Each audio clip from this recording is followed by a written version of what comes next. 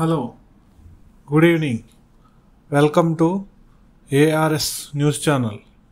జగన్ నెల్లూరు పర్యటనపై ఆంక్షల వేళ కీలక పరిణామాలు. మాజీ ముఖ్యమంత్రి జగన్ నెల్లూరు పర్యటన వేళ కీలక పరిణామాలు చోటు చేసుకుంటున్నాయి.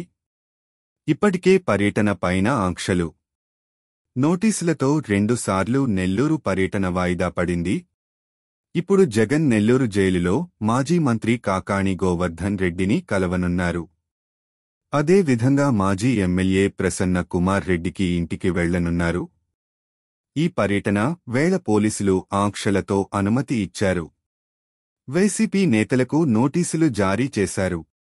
దీంతో పార్టీ నేతలు ఈ పర్యటన వేళ కీలక నిర్ణయాలు తీసుకుంటున్నారు. మాజీ సీఎం జగన్ పర్యటన వేళ నెల్లూరులో చోటు చేసుకుంటున్న పరిణామాలపైన ఉత్కంఠ కొనసాగుతోంది. జగన్ పర్యటనకు జిల్లా పోలీసులు ఆంక్షలతో అనుమతి ఇచ్చారు.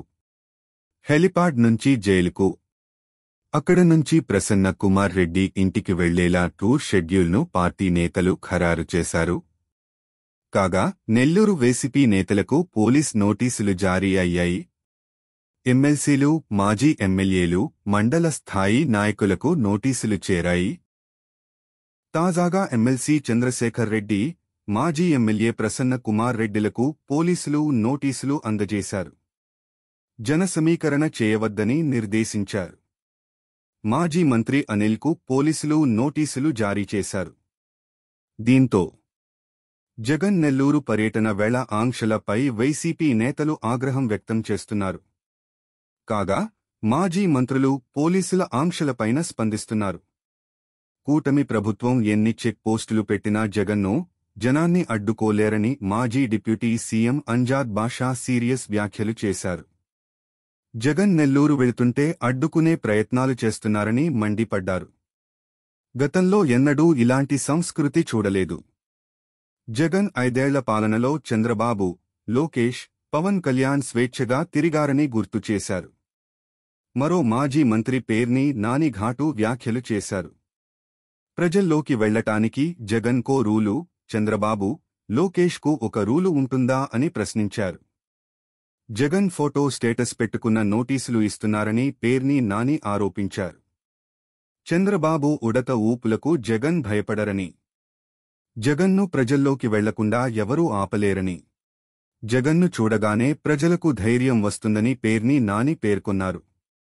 ఇదే క్రమంలో ఇవాళ నెల్లూరు జిల్లా మాజీ మంత్రి అనిల్ కుమార్ యాదవ్కు పోలీసులు నోటీసులు ఇచ్చారు. కోవూరు ఎమ్మెల్యే ప్రశాంతిరెడ్డిపై చేసిన అనుచిత వ్యాఖ్యల కేసులో ఏ2గా ఉన్న అనిల్ యాదవ్ను ఆగస్టు 4న విచారణకు రావాలని పోలీసులు నోటీసులు ఇచ్చి వెళ్లారు. ఇప్పటికే ఓసారి విచారణకు రావాలని నోటీసులు ఇచ్చినా అనిల్ యాదవ్ హాజరు కాలేదు. దీంతో పోలీసులు మరోసారి నోటీసులు ఇచ్చారు.